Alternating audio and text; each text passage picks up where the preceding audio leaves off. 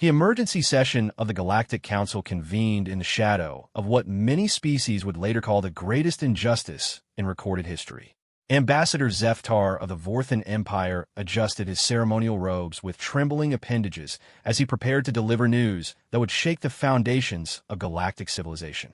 The council chamber, a massive crystalline dome floating in the vacuum between three dying stars, held representatives from over 400 species. Each delegate sat in their species-specific atmospheric pods, connected by quantum communication networks that translated thoughts and emotions across biological barriers that had once seemed insurmountable. Today, however, those same networks crackled with tension and barely contained horror. Esteemed colleagues, Zeftar began, his translator struggling to convey the weight of his words across so many different forms of consciousness. 72 hours ago, our monitoring stations detected what we initially believed to be a natural catastrophe in the Sol system. The chamber fell silent. Even the constant hum of life support systems seemed to quiet as 400 different species held their collective breath. We were wrong, Zeftar continued, his voice breaking slightly. The destruction of the human homeworld was not natural.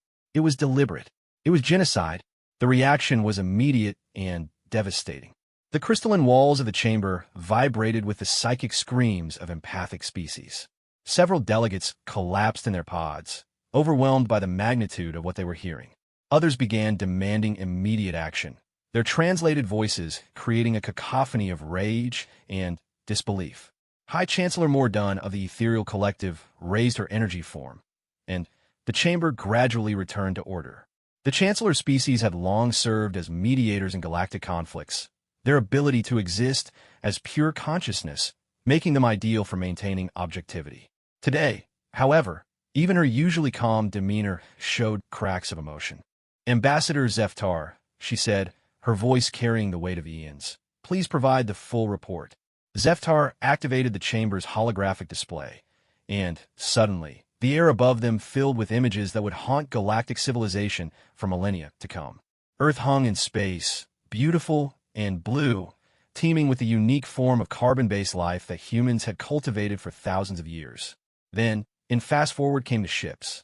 They were sleek vessels, clearly of advanced design, moving with the coordination of a species that had mastered interstellar warfare long ago. The attacking fleet numbered in the thousands, each ship bristling with weapons that could crack continents. But what made the footage truly horrifying was not the scale of the attack, but its systematic nature.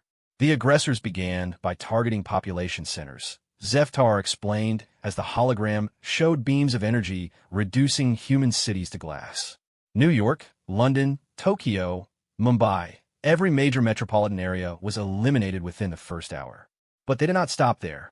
The images shifted to show the attackers' methodical destruction of human infrastructure. Power grids, communication networks, transportation hubs, everything that connected human civilization was systematically dismantled. Then came a pursuit of survivors. They hunted down the evacuation ships, Zeftar said, his voice barely above a whisper. Civilian vessels carrying families, children, the elderly, all destroyed without mercy. We estimate that less than 3% of the human population escaped the initial assault.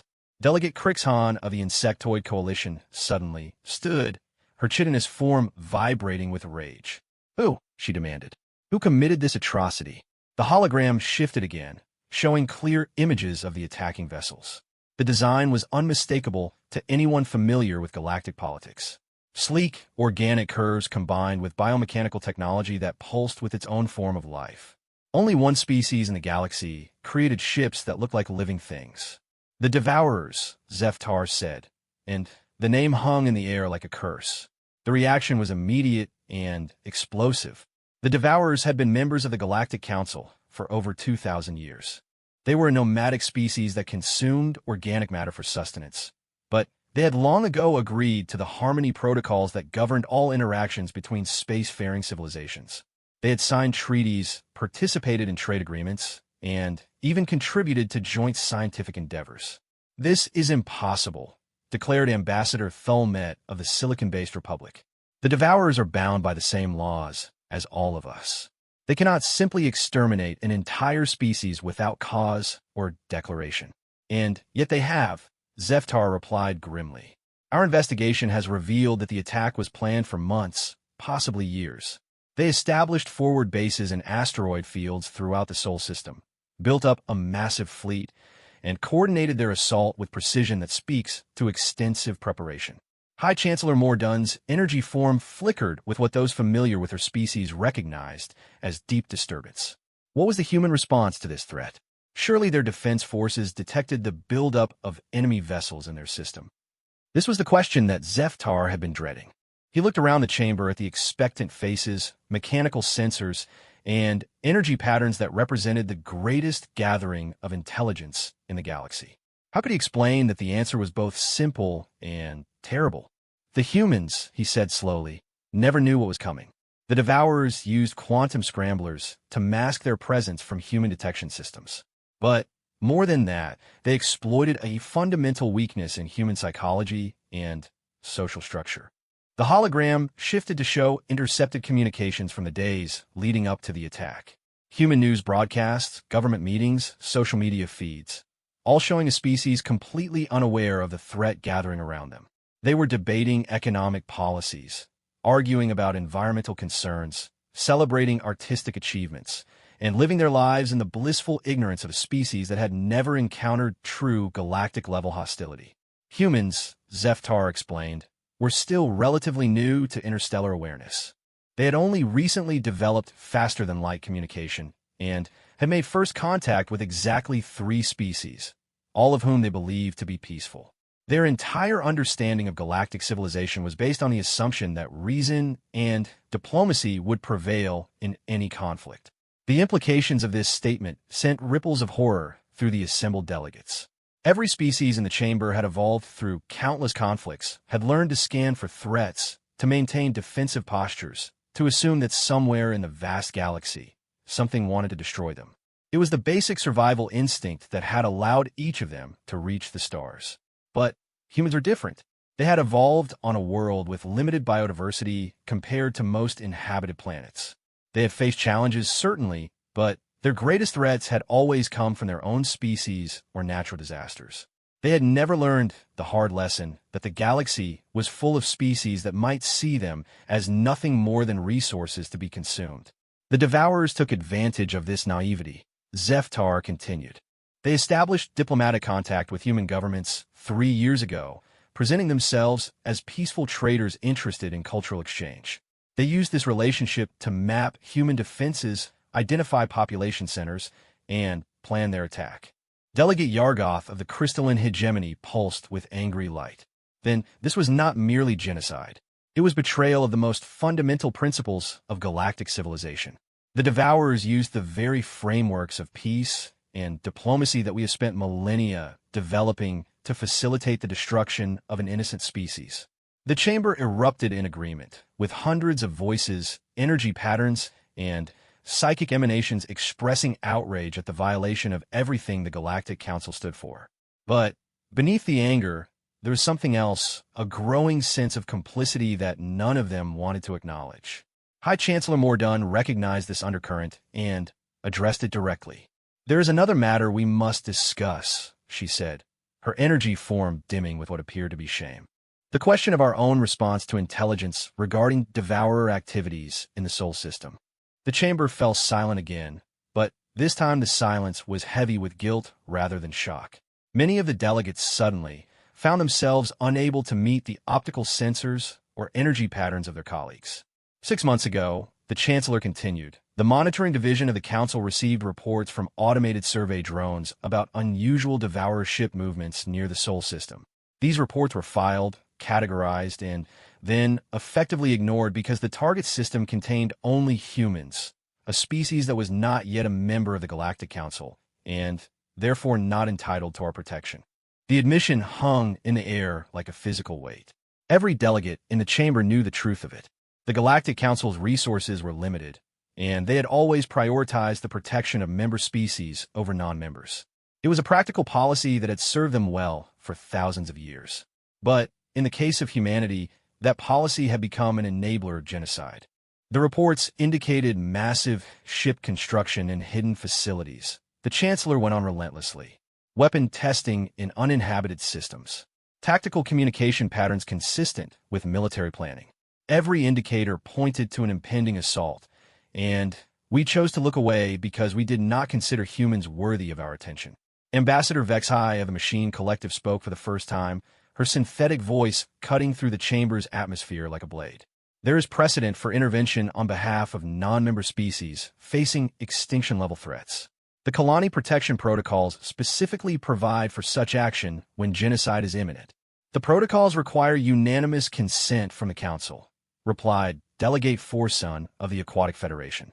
Such consent has never been achieved for a non-member species. Because we have never tried, Vexai shot back. We have never even brought such a proposal to vote.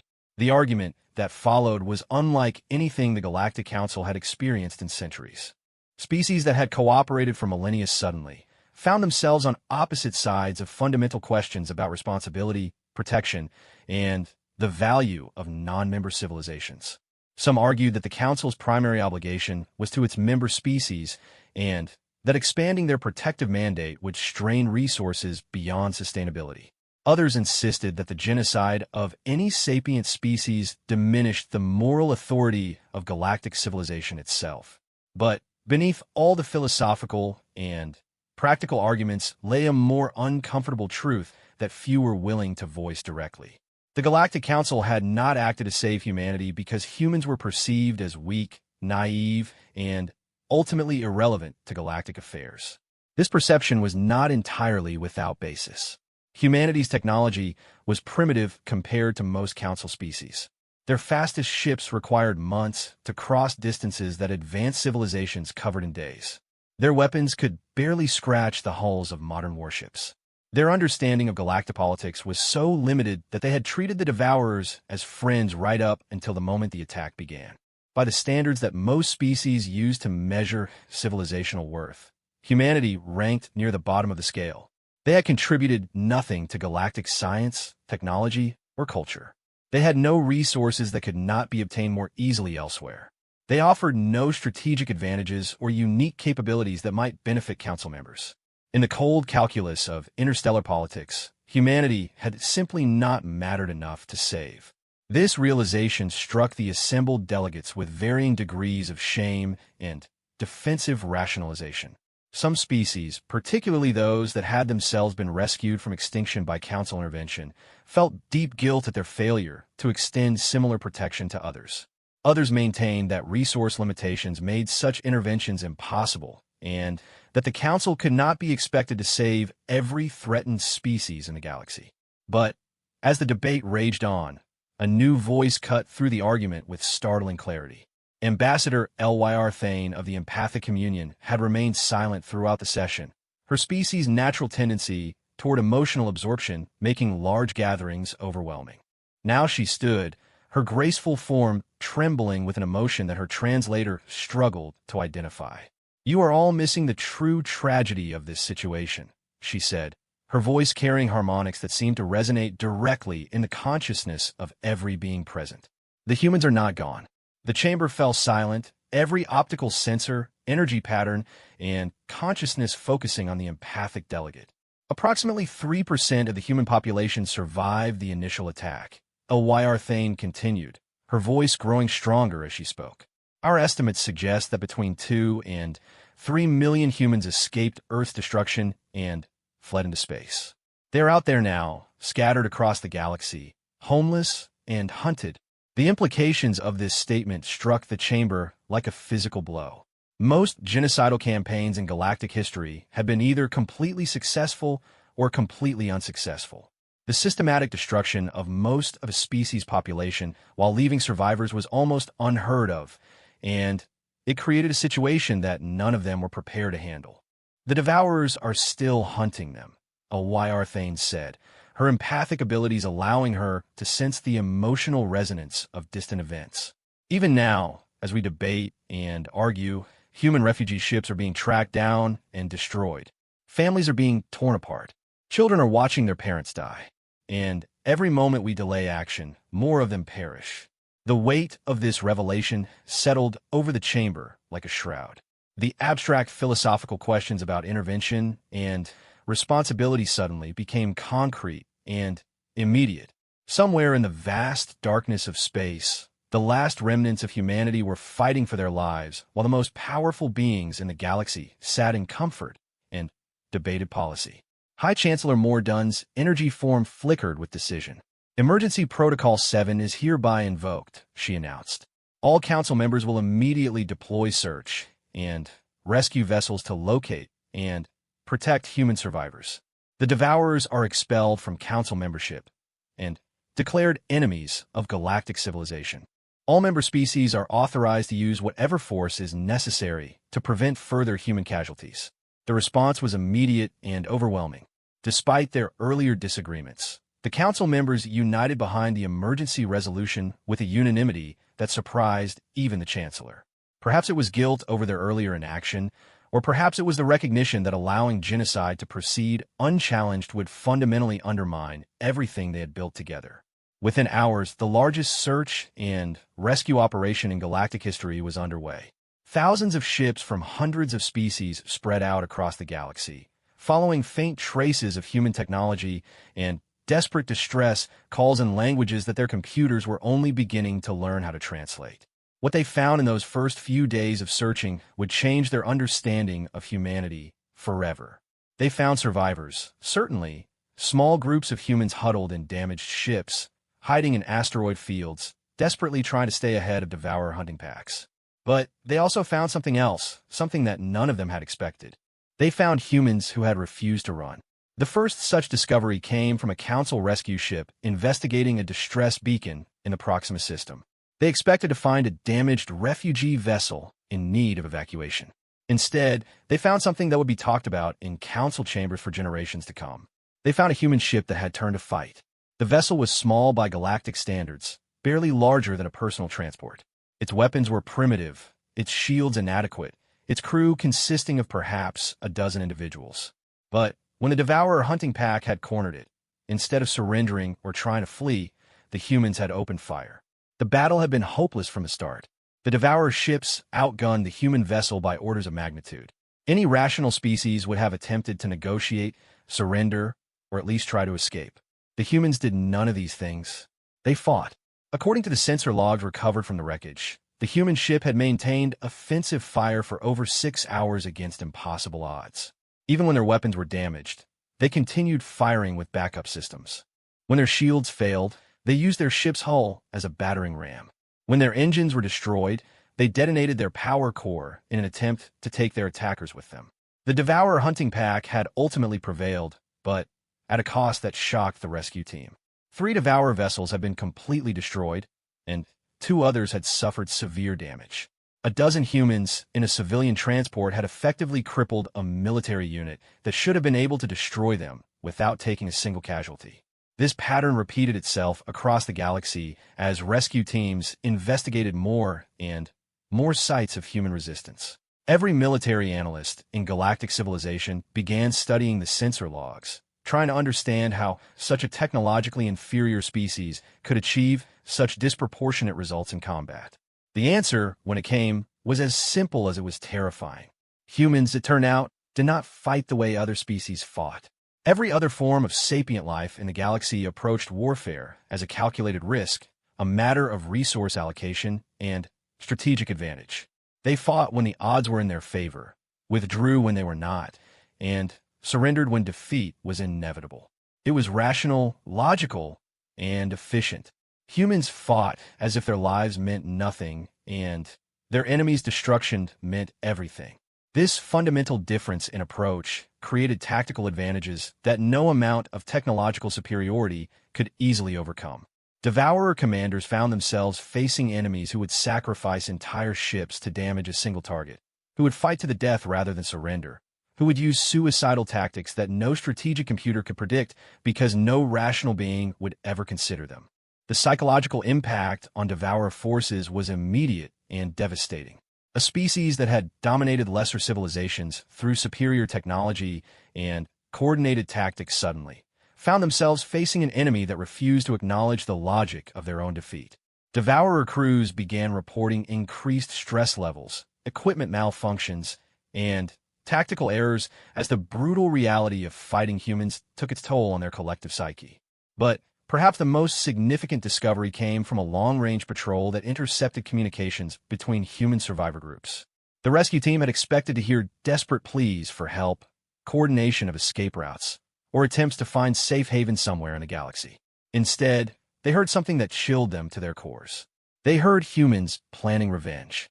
The intercepted communications revealed a level of organizational capability that nobody had suspected humans possessed.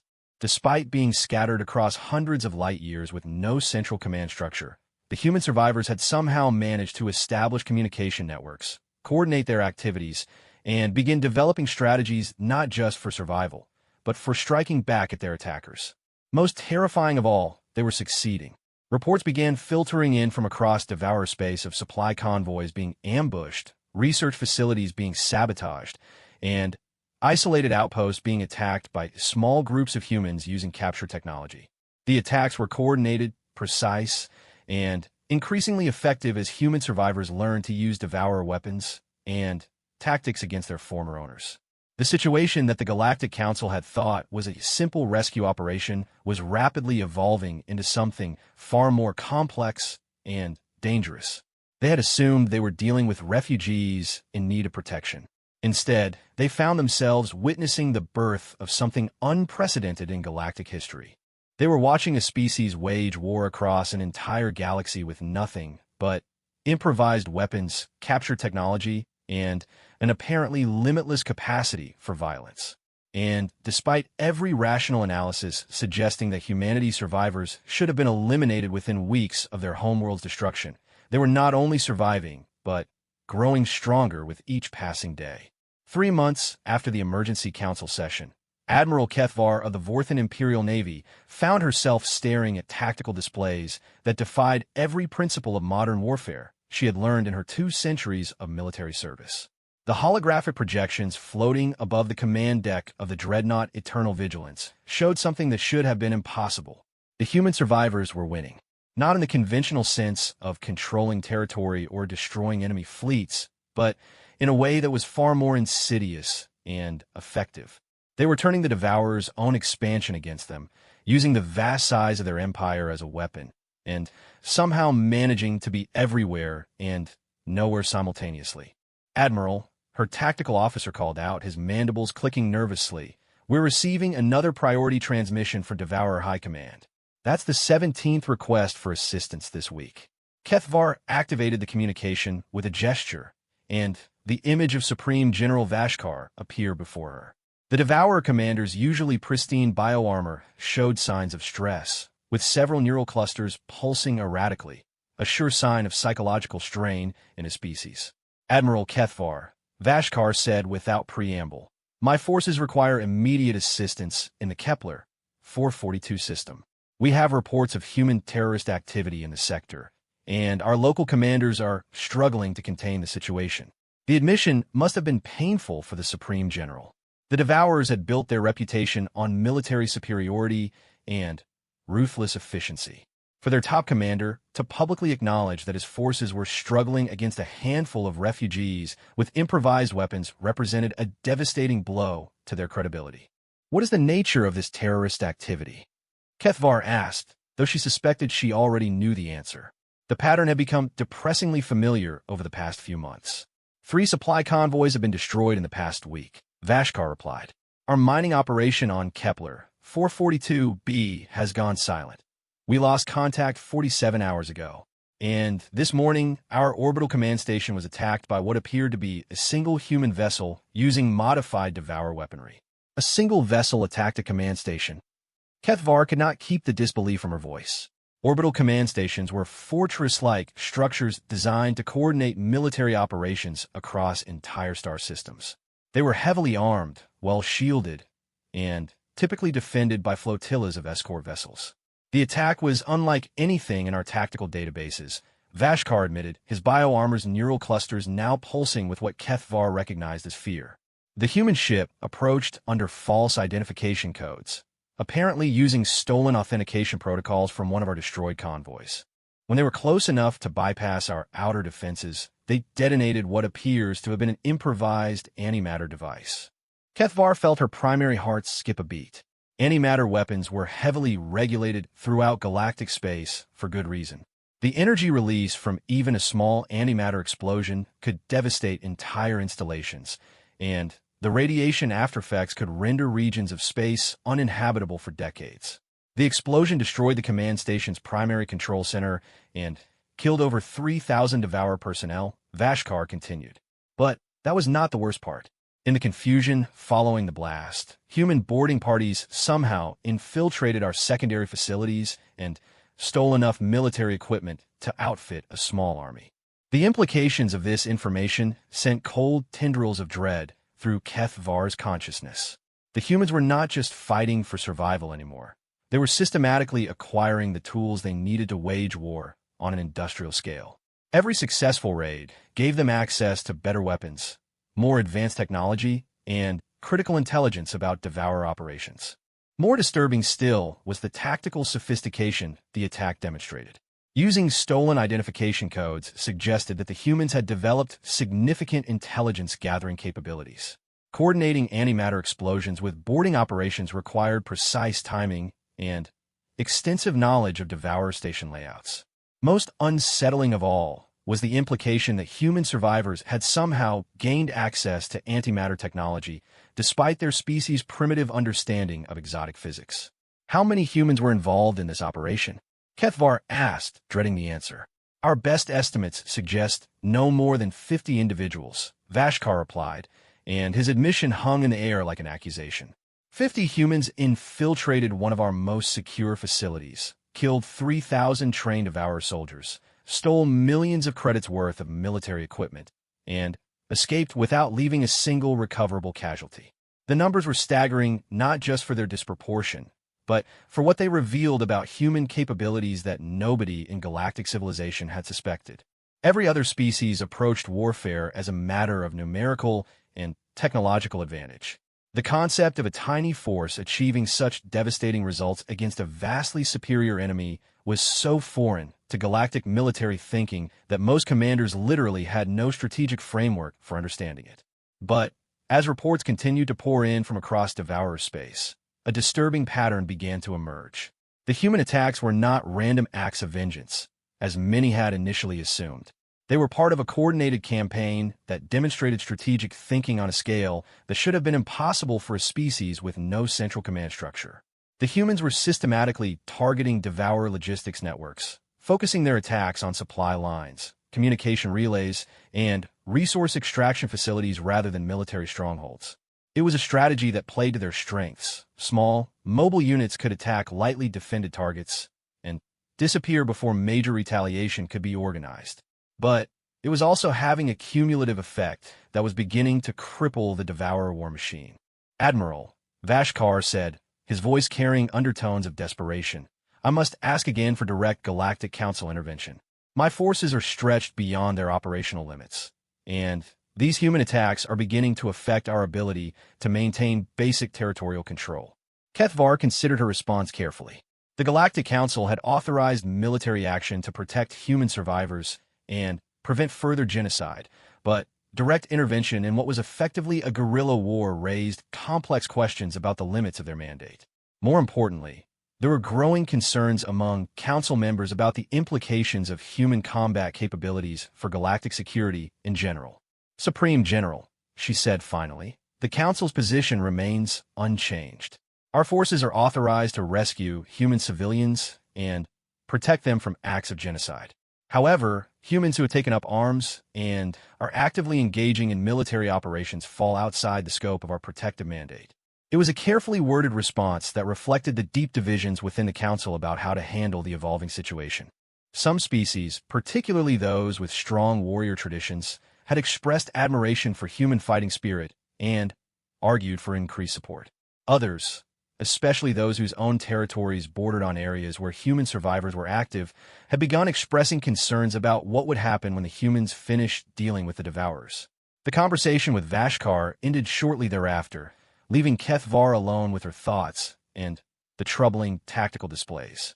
According to her intelligence officers, There are now at least 40 separate human resistance cells operating throughout Devour space. Each cell appeared to operate independently, but their actions were clearly coordinated by some form of communication network that Devour counterintelligence had been unable to penetrate. More disturbing were the reports of human technological adaptation. The resistance cells had somehow managed to reverse engineer captured Devourer equipment and were now producing their own versions of advanced weapons and defensive systems. Some of these human-built devices actually performed better than their Devourer originals, incorporating design modifications that suggested a fundamental understanding of the underlying physics that should have taken decades to develop. The speed of human technological advancement was unprecedented in galactic history. Most species required centuries or millennia to progress from their basic industrial capabilities to advanced spacefaring technology. Humans had accomplished the same advancement in a matter of months, driven by the desperate necessity of survival and an apparently intuitive grasp of engineering principles that left alien scientists baffled. But perhaps the most unsettling aspect of the situation was what it revealed about human psychology. Every other sapient species in the galaxy had evolved social structures that prioritized the survival of their civilization over the destruction of their enemies. When faced with extinction, they sought refuge, negotiated for protection, or adapted to new circumstances.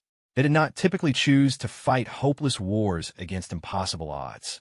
Humans seemed to operate on entirely different psychological principles. The destruction of their homeworld and the genocide of their species had not broken their spirit or sent them into hiding.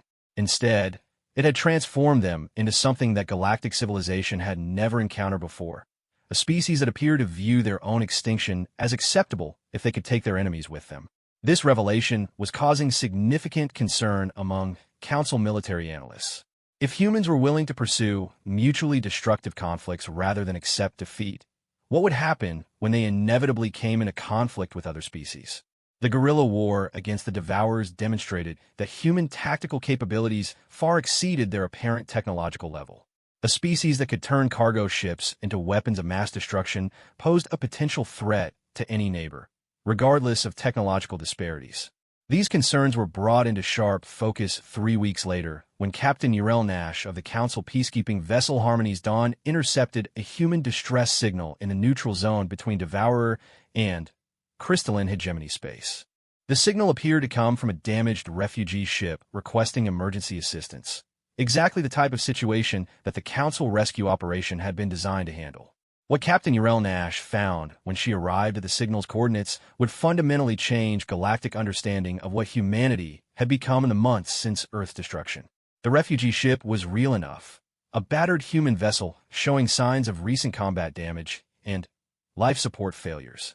Its crew of 37 survivors appeared to be civilians, mostly families with children who had somehow managed to escape the initial genocide. They gratefully accepted rescue and medical assistance, expressing the kind of relieved gratitude that peacekeeping forces had come to expect from human survivors. But as the Harmony's Dawn was preparing to transport the refugees to a Council sanctuary world, long-range sensors detected incoming Devourer vessels. 3 heavy cruisers were approaching at high speed, clearly intending to intercept the rescue ship before it could reach Council territory. What happened next would be studied in military academies for generations to come. The human refugees, who moments before had been grateful civilians accepting charitable assistance, transformed with stunning rapidity into a coordinated military unit. Within minutes of the Devourer detection, they had armed themselves with weapons that had somehow been concealed aboard their damaged vessel, and were requesting permission to access the Harmony's Dawn's weapon systems. Captain Urel Nash found herself facing an impossible decision. The Council's mandate clearly required her to protect human civilians from Devourer aggression. But these particular civilians had just revealed themselves to be armed combatants who were apparently planning to turn her peacekeeping vessel into a warship. "Captain," the apparent leader of the human group said, his voice carrying an intensity that made Urel Nash's skin crawl, "we appreciate your rescue efforts, but you need to understand something about our situation. Those Devourer ships aren't just here to recapture us. They're here to kill everyone aboard this vessel, including your crew, to prevent us from reaching Council territory alive." The human's words carried a casual certainty about violence that no civilian should have possessed. But As Urel Nash studied the tactical situation, she realized that his assessment was almost certainly correct. The approaching Devourer vessels were maintaining an attack formation and had made no attempt to communicate with the Council ship. Their intent appeared to be the complete destruction of everyone involved in the rescue operation. "We have two choices," the human continued. "We could try to run and hope your ship is fast enough to outrace 3 military cruisers. Or we can fight, using our knowledge of Devourer tactics and your ship's superior defensive systems to give ourselves a real chance of survival." It was a decision that violated every principle of Council peacekeeping doctrine. Urel Nash's ship was designed for humanitarian missions, not military engagement. Her crew was trained in medical assistance and diplomatic mediation, not combat operations. The idea of turning a mercy mission into a battle was anathema to everything the Council stood for. But as the Devourer ships closed a weapons range and opened fire without warning, the choice was made for her. The battle that followed lasted less than an hour, but its implications would resonate throughout galactic civilization for decades. The human refugees, working alongside the Harmony's Dawn's crew, managed to destroy 2 of the attacking vessels and drive off the third, despite being outnumbered and outgunned by forces that should have eliminated them without difficulty. The tactical recordings from the engagement showed human capabilities that shocked even experienced military analysts. The refugees had demonstrated intimate knowledge of Devourer ship designs, weapon systems, and tactical protocols. They had coordinated their actions with precision that suggested extensive combat experience. Most unsettling of all, they had displayed a willingness to sacrifice themselves to protect the Council crew that went far beyond what could be expected from random civilians. But the most significant revelation came during the post-battle debriefing, when Captain Urel Nash learned the truth about the refugees she had rescued. They were not random survivors who had happened to escape Earth's destruction. They were members of something that Council intelligence had only recently begun to suspect existed, a coordinated resistance movement that called itself the Human Diaspora. The organization, if it could be called that, had emerged spontaneously in the weeks following the genocide.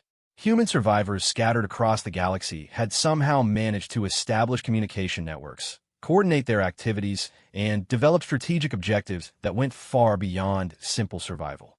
They were actively recruiting new members from rescued refugees, training them in combat operations, and deploying them throughout galactic space to gather intelligence and conduct sabotage operations.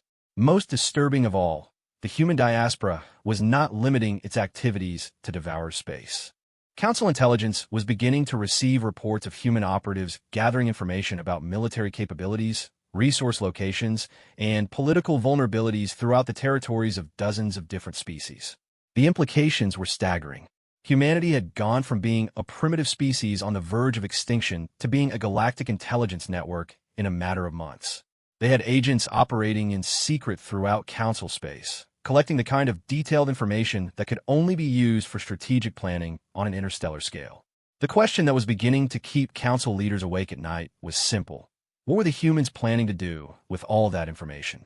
The answer came sooner than anyone expected, in the form of a transmission that was simultaneously broadcast to every major government, military installation, and communication network in the galaxy. The message was brief, direct, and delivered in perfectly translated versions of over 300 different languages. It was humanity's declaration of war, not against the Devourers alone, but against the entire concept of galactic civilization as it currently existed. To all species of the Galactic Council, the message began, delivered by a human figure whose face had been obscured by shadows. "We are the Human Diaspora. We are the survivors of a genocide that your civilization allowed to happen. We are the witnesses to a betrayal that your laws enabled. We are the voice of a species that you condemned to silence." The message continued with a detailed recitation of the Council's failures in the lead-up to Earth's destruction. It listed specific dates when warnings about Devourer activities had been received and ignored. It named Council officials who had actively chosen not to investigate reports of military buildup in human space. It quoted from classified documents that should have been inaccessible to any outside intelligence service. But, most chilling of all, it provided evidence that the genocide of humanity had not been an isolated incident. The message included detailed records of 17 other species that had been destroyed by various council members over the past 2,000 years, all of which have been covered up or ignored by the galactic government. Your civilization, the human voice continued, is built on a foundation of convenience and cowardice. You protect only those who can protect themselves. You value only those who can contribute to your comfort. You remember only those who live long enough to record their own history. The message, then, shifted to what amounted to an ultimatum. The human diaspora demanded the complete dissolution of the Galactic Council, the redistribution of resources to species that had been exploited or ignored by the galactic government, and the trial of all individuals responsible for enabling genocide throughout Council space. The demands were so sweeping and radical that many council members initially dismissed them as the desperate ravings of species facing extinction. But the message's final segment made clear that humanity was not requesting these changes. They were requiring them. We have spent the past 4 months learning everything there is to know about your civilization, the human voice said. We know the locations of your military installations, the vulnerabilities of your technology, the weaknesses in your political structures, and the fears that keep your leaders awake at night. The transmission then displayed a series of images that sent shockwaves throughout council space. Detailed schematics of classified military installations, personnel files of high-ranking government officials, technical specifications for advanced weapon systems, trade route information that could cripple interstellar commerce, diplomatic communications that could destroy centuries-old alliances.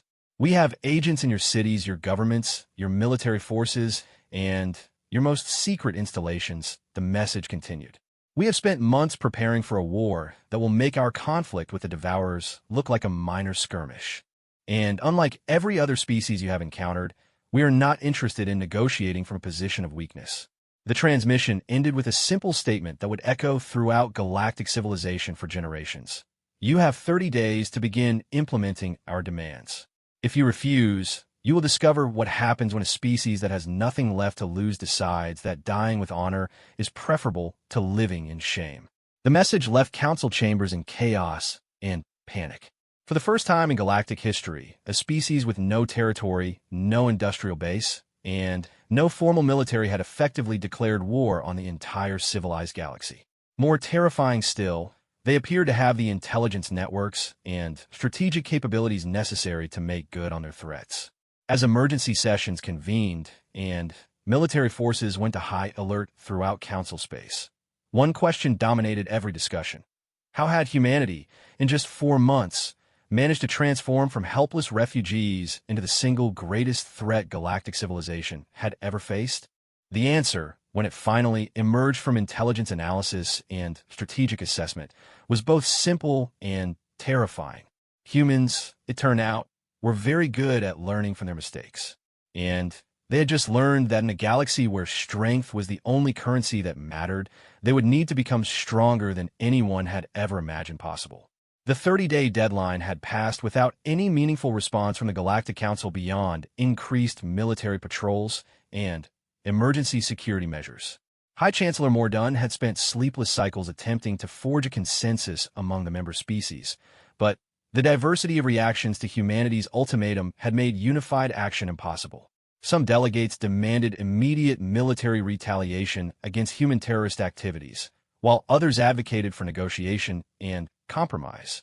A few species had even begun quietly withdrawing their forces from exposed positions, apparently hoping to avoid becoming targets in the coming conflict. Dr. Vera Chun, formerly a xenobiology professor at Stanford University and currently the de facto leader of the human diaspora, stood before a holographic display that showed the real-time positions of major military assets throughout council space. The underground facility where she and her inner circle had established their headquarters was carved into an asteroid deep in the void between galaxies, invisible to most detection systems, and powered by fusion reactors built from scavenged materials. The response has been exactly what we predicted, she said to the assembled group of humans who had become her general staff. Each of them had lost everything in Earth's destruction, and each had spent the past months transforming their grief into something far more dangerous than the Council could have imagined. They cannot agree on how to respond because their entire political system is designed to avoid difficult decisions. Marcus Webb, a former military engineer who had become the diaspora's chief technical officer, pulled up tactical analyses on his portable terminal. Our intelligence networks are reporting increased security measures throughout Council space, but no coordinated military preparation. Most species are fortifying their own territories rather than working together to address the threat we represent.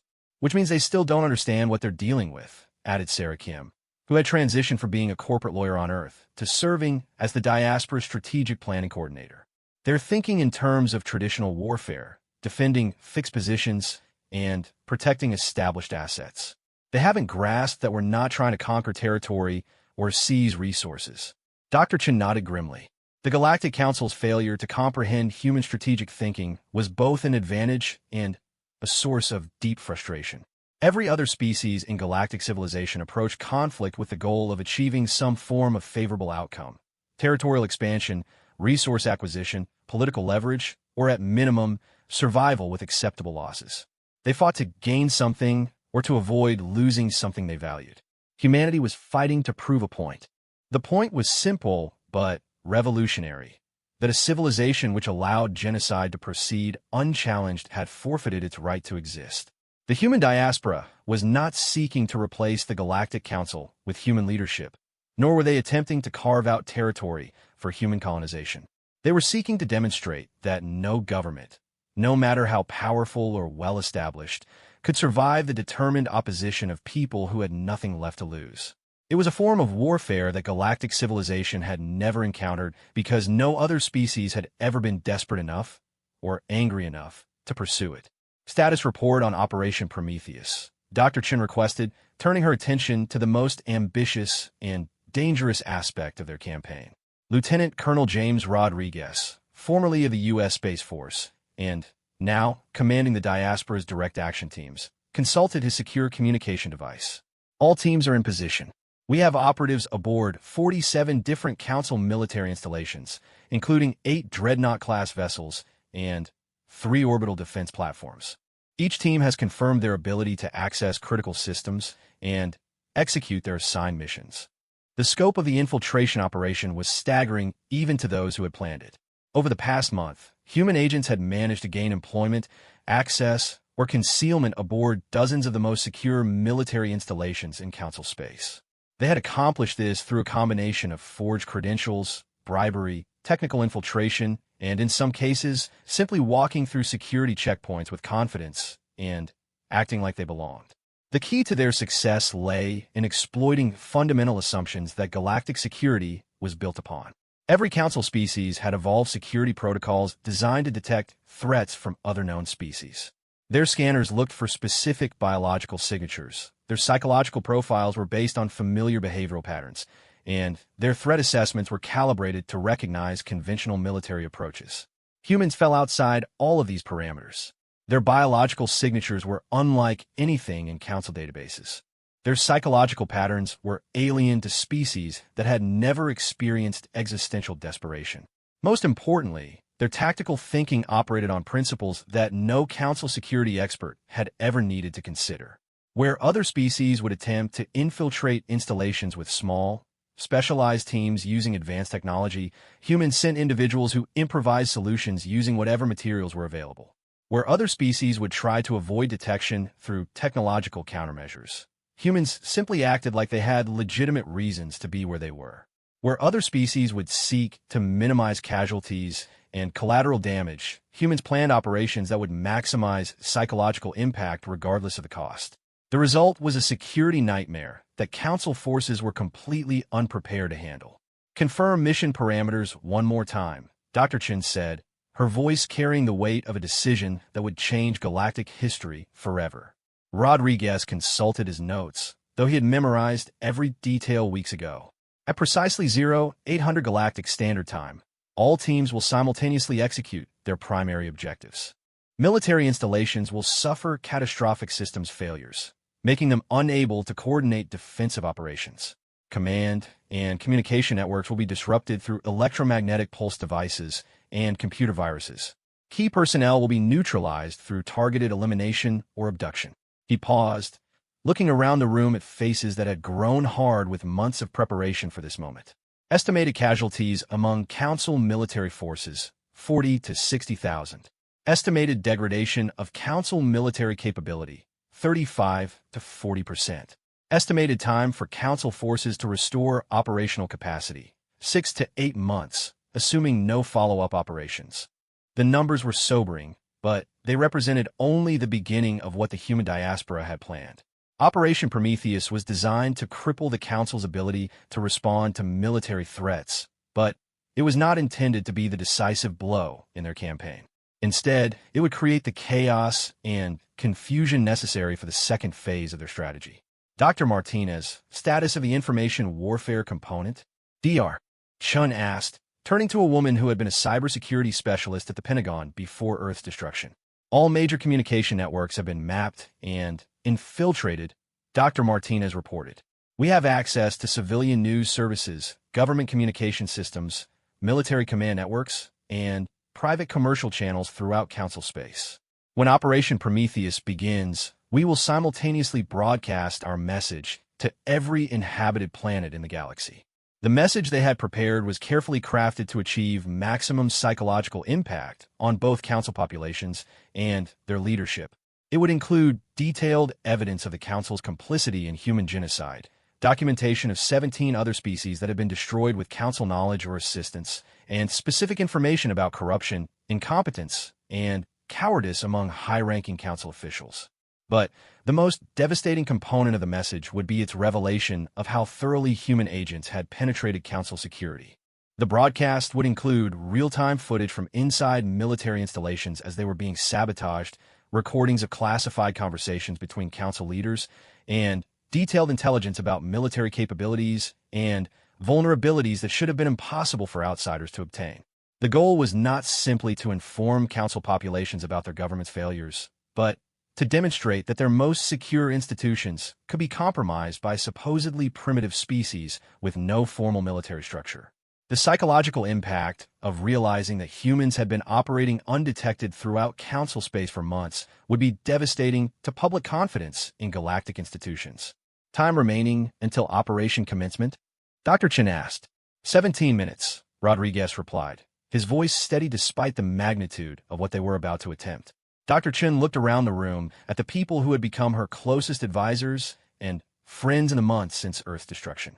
Each of them had lost families, careers, homes, and everything else that had given their lives meaning. They had been transformed by grief and rage into something that galactic civilization had never seen before. Humans who had chosen to wage war against the entire concept of organized society. Before we begin, she said quietly, I want everyone to understand exactly what we're doing today. We are not trying to conquer the galaxy or establish human dominance over other species. We are not seeking revenge for its own sake, though revenge is certainly part of our motivation. She gestured toward the holographic display showing Council space, with all its thousands of inhabited worlds and billions of sentient beings. We are attempting to prove that a civilization built on convenience and moral cowardice cannot survive contact with people who are willing to die for their principles. We are trying to demonstrate that allowing genocide to proceed unchallenged will ultimately destroy the very society that makes such passivity possible. Dr. Chen's voice grew harder as she continued. The Galactic Council failed to protect humanity when we needed protection, but, more importantly, they failed to protect the moral foundations that supposedly justified their existence. They chose expedience over justice, comfort over responsibility, and political stability over ethical consistency. She paused, looking each of them in the eye. Today, we are going to show them the price of those choices. We are going to prove that a government which will not defend the innocent cannot defend itself. And we're going to force them to choose between reforming their entire civilization or watching it burn. The room fell silent as the implications of her words sank in. They were not just planning a military operation or even a terrorist campaign. They were attempting to trigger the complete transformation of galactic society through a demonstration of its fundamental vulnerabilities. It was an impossible goal pursued through methods that should have guaranteed failure. But then, humanity's entire post-genocide existence had been a series of impossible achievements accomplished through methods that no other species would have considered viable.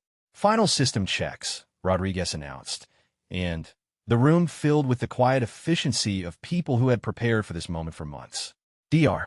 Chun activated her personal communication device and established connection with human agents throughout council space.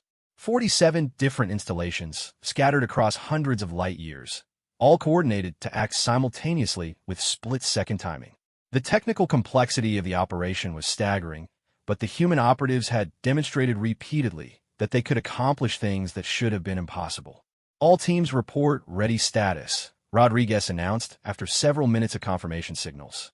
Dr. Chen looked at the chronometer display. 3 minutes remained until the operation would begin. 3 minutes until humanity would either achieve the most audacious military victory in galactic history or suffer complete destruction in a futile gesture of defiance. She thought about Earth, burning in space while devourer ships systematically eliminated every trace of human civilization. She thought about the billions of people who had died believing that reason and diplomacy would protect them from a hostile galaxy. She thought about the children who had never lived to see the stars, the artists whose works had been reduced to radioactive ash, the scientists whose discoveries had been lost forever. But, most of all, she thought about the choice that humanity's survivors had made in the dark days following their world's destruction. They could have accepted refugee status and spent their lives as charity cases, dependent on council generosity and grateful for whatever scraps of dignity they were allowed to maintain. They could have hidden in the void between stars, building secret colonies and hoping to avoid notice while their species slowly dwindled toward extinction. Instead, they had chosen a fight, not just for survival, but for the right to determine what kind of galaxy their children, if any survived to have children, would inherit. They had chosen to risk everything on the chance that they could force the most powerful civilization in history to confront its own moral failures. Time, Rodriguez announced quietly. Execute Operation Prometheus, Dr. Chen ordered, her voice carrying across secure channels to agents throughout council space. What followed was 17 minutes of coordinated chaos that would be remembered as either humanity's greatest triumph or its final, desperate act of futility. Across 47 military installations, human agents simultaneously activated devices that had been carefully hidden and patiently maintained for weeks. Electromagnetic pulse generators disabled computer networks and communication systems. Viral programs corrupted critical databases and targeting systems. Explosive devices destroyed key structural components and power generators. But the most devastating attacks were not technological, but personal. Human operatives who had spent months gaining the trust of council personnel suddenly revealed their true identities and began systematic elimination of command staff. Officers who had shared meals with their human colleagues found themselves facing enemies who knew their daily routines, security protocols, and personal vulnerabilities. The psychological impact was immediate and devastating. Council military personnel who had believed their installations were absolutely secure suddenly discovered that the enemy had been living among them for months. The humans they had dismissed as primitive refugees turned out to be sophisticated intelligence operatives who had been gathering information and planning attacks from within the most sensitive military facilities in the galaxy. The simultaneity of the attacks made coordinated response impossible. When every major installation in a sector suddenly went offline or reported enemy action, local commanders had no way to determine whether they were facing isolated incidents or part of a larger campaign. Communication networks that had been compromised made it impossible to coordinate defensive operations or even share reliable information about what was happening. Meanwhile, the information warfare component of the operation was flooding every communication channel in council space with evidence of governmental failure and incompetence. Citizens throughout the galaxy were simultaneously learning about their leaders' complicity in genocide, watching real-time footage of their military installations being sabotaged, and discovering that their most secure institutions had been thoroughly penetrated by supposedly primitive enemies. The revelation that humans had been operating undetected throughout council space for months was particularly devastating to public confidence. If a species with no advanced technology or formal military structure could infiltrate and attack the galaxy's most secure installations, what did that say about the competence of the institutions supposedly protecting galactic civilization? But perhaps the most psychologically devastating aspect of the operation was what happened when council forces attempted to retaliate. Every major military installation that tried to launch counterstrikes found their weapon systems disabled or turned against their own forces. Ships that attempted to pursue human operatives discovered that their navigation computers had been sabotaged and their fuel supplies contaminated. Even installations that had not been directly attacked found themselves unable to respond effectively because their communication and coordination systems had been compromised. The message was clear and terrifying. Humanity had not just attacked Council forces, they had anticipated and prepared for every possible response. They had demonstrated a level of strategic thinking and operational capability that should have been impossible for a species facing extinction. Within 6 hours of the operation's commencement, 17 different Council species had declared states of emergency. 3 major trade routes had been suspended due to security concerns. The Galactic Stock Exchange had crashed as investors realized that the fundamental assumptions underlying galactic stability had been proven false. 2 member species had begun preliminary discussions about withdrawing from the Council entirely. More significantly, 8 different species had independently contacted human representatives to request private negotiations about potential neutrality agreements or even alliance arrangements. The offer that shocked the galaxy came from an unexpected source: the Ethereal Collective, whose members had served as mediators and peacekeepers for millennia. High Chancellor Mordun herself transmitted a message directly to the human diaspora, requesting immediate ceasefire negotiations and offering to serve as intermediary for comprehensive peace talks. Dr. Chen received the message while coordinating extraction operations for human agents throughout Council space. The successful completion of Operation Prometheus had exceeded even her most optimistic projections, but she knew that the real test would come in the following days as Council forces regrouped and planned their response.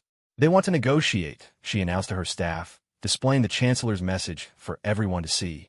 The reaction was mixed. Some of the diaspora leadership saw the offer as proof that their strategy was working, that they had successfully forced the Council to acknowledge humanity as an equal negotiating partner rather than a refugee population in need of charity. Others worried that it was a trap designed to locate human leadership for targeted elimination. "What are our terms?" asked Sarah Kim, ever practical about the political implications of their actions. Dr. Chen considered the question carefully. From the beginning, their campaign had been designed not to achieve specific concessions, but to force fundamental changes in how galactic civilization operated. They had demanded the dissolution of the Council, the redistribution of resources, and trials for those responsible for enabling genocide. These demands had been intentionally extreme, designed to be unacceptable to any established government. But the success of Operation Prometheus had created new possibilities that she had not originally considered. The demonstration of human capabilities had given them genuine leverage in any negotiation.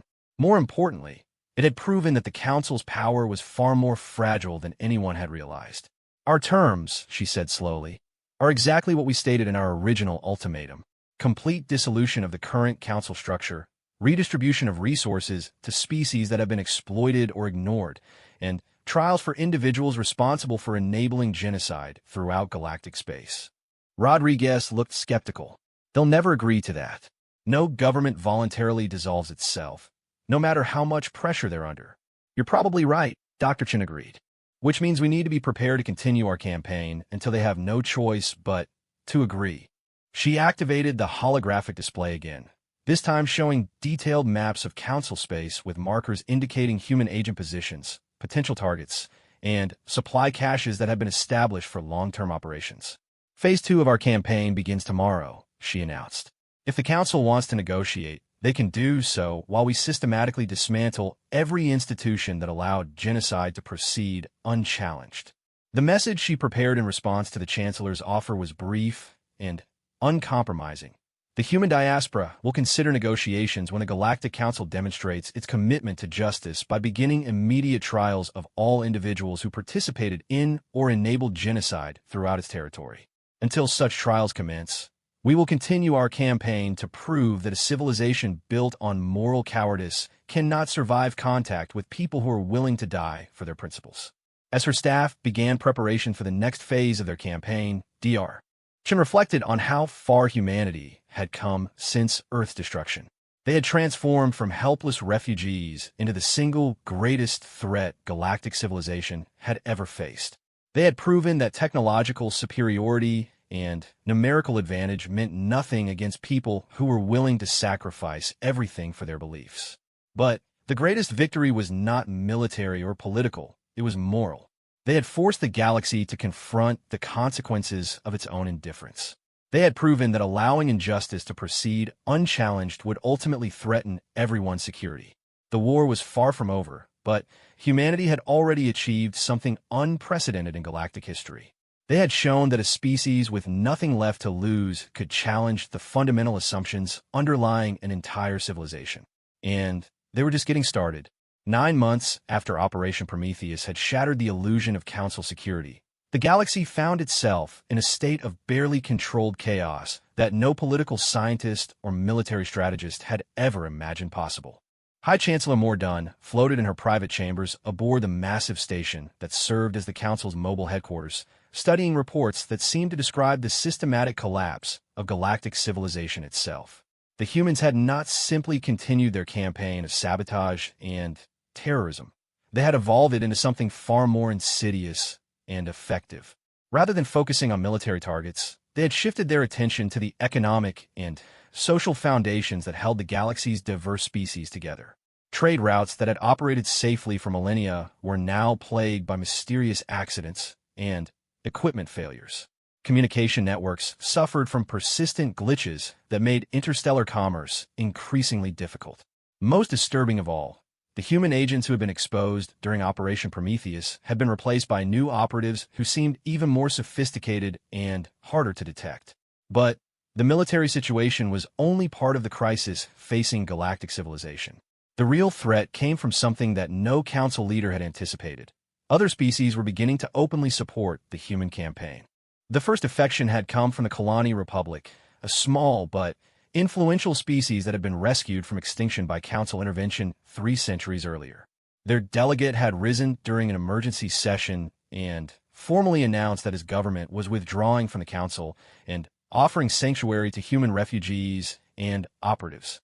The Galactic Council failed to protect humanity when they needed protection, Ambassador Telshawn had declared before Stun Chamber. If our own salvation means nothing more than the convenience of belonging to an organization that allows genocide to proceed unchallenged, then we renounce that salvation and choose to stand with those who fight for justice. The announcement had sent shockwaves throughout Council space, but it was only the beginning. Within days, 17 other species had announced similar decisions, creating a cascade of defections that threatened to tear the Council apart from within. Some departing species cited humanitarian concerns about the genocide of humanity. Others expressed fears about their own security in a galaxy where powerful civilizations could destroy smaller ones without consequences, and a few simply acknowledged that they had lost confidence in the Council's ability to maintain galactic stability. But perhaps the most devastating blow had come from an unexpected source: the Silicon-based Republic, one of the Council's founding members and most technologically advanced civilizations. Their withdrawal had not been announced in dramatic speeches or political manifestos. Instead, they had simply stopped participating in Council activities, recalled their representatives, and begun establishing independent diplomatic relationships with both human operatives and other departing species. The implications were staggering. Without the Silicon-based Republic's advanced computing systems, the Council lost much of its ability to coordinate activities across the vast distances of galactic space. Their departure also meant the loss of manufacturing capabilities that had supplied essential technology to dozens of other species, creating economic disruptions that rippled throughout Council territory. Ambassador Zeftar, whose initial report about Earth's destruction had started the entire crisis, now found himself serving as the Council's chief negotiator in increasingly desperate attempts to prevent further defections. His latest assignment had taken him to the edge of Council space, where he was attempting to convince the Aquatic Federation not to join what was being called the Liberation Alliance. The meeting was being held aboard a neutral station in the void between galaxies, far from any territorial claims or military assets. The choice of location was itself significant. It suggested that the Federation no longer felt safe meeting within Council space, where human operatives had demonstrated their ability to penetrate even the most secure installations. Ambassador Zeftar Fleet Commander Aelresh of the Aquatic Federation said without preamble as the Vorthan diplomat was escorted into the negotiation chamber. "We appreciate your willingness to meet with us, but I must tell you that our decision is essentially final. We will be joining the Liberation Alliance within the next few days." The words hit Zeftar like a physical blow. The Aquatic Federation controlled some of the most strategically important worlds in the galaxy, including several systems that served as major transportation hubs for interstellar commerce. Their departure would effectively cut the Council's remaining territory in half and make coordinated defense against human operations nearly impossible. Fleet Commander Zeftar said carefully, "Surely we can find some accommodation that addresses your concerns while maintaining the unity that has served galactic civilization for millennia." And Aelresh's aquatic features remained impassive, but her tone suggested deep skepticism about the Council's ability to reform itself. "Ambassador, in the past 6 months, human operatives have demonstrated that they can penetrate our most secure facilities, disrupt our most essential systems, and coordinate operations across hundreds of light years without being detected by our intelligence services. More importantly, they have proven that a species with no territory and no industrial base can effectively challenge the most powerful government in galactic history." She activated a holographic display showing tactical analyses that made Zeftar's primary heart skip several beats. The humans had not simply been conducting random acts of sabotage. They had been systematically mapping and testing the capabilities of every major military force in Council space. They knew the location of secret installations, the specifications of advanced weapon systems, the command structures of elite military units, and the personal information of high-ranking officers. These intelligence capabilities suggest that humans have been planning their campaign for far longer than we initially realized. And Aelresh continued. Either they began preparing for war months or even years before Earth's destruction, or they have capabilities that we fundamentally do not understand. The implications of this assessment were terrifying to any Council leader. If humans had been planning their campaign before the genocide, it suggested a level of strategic foresight that no other species had ever demonstrated. If they had developed their capabilities afterward, it meant they could adapt and evolve faster than any opponent could counter their activities. Either possibility made them effectively undefeatable by conventional means. "But surely," Zeftar said desperately, "you must recognize that joining this Liberation Alliance will only encourage further chaos and instability. Whatever problems the Council may have, it has maintained galactic peace for thousands of years." Aelresh's response was immediate and cutting. The Council maintained galactic peace by allowing powerful species to destroy weaker ones whenever it was convenient to do so. That is not peace, Ambassador. That is simply organized oppression with better public relations. She gestured toward the display again, this time showing historical data that Zeftar recognized with growing horror. It was a comprehensive list of every species that had been destroyed, enslaved, or displaced during the Council's existence. Information that should have been classified at the highest levels of galactic security. The humans have shared their research with all potential Liberation Alliance members, Aelresh explained. "We now know that the genocide of humanity was not an isolated incident, but part of a pattern that has continued throughout the Council's existence. 17 intelligent species have been completely eliminated in the past 2 millennia, not by natural disasters or random conflicts, but by systematic campaigns that the Council could have prevented but chose not to. The historical evidence was damning and irrefutable."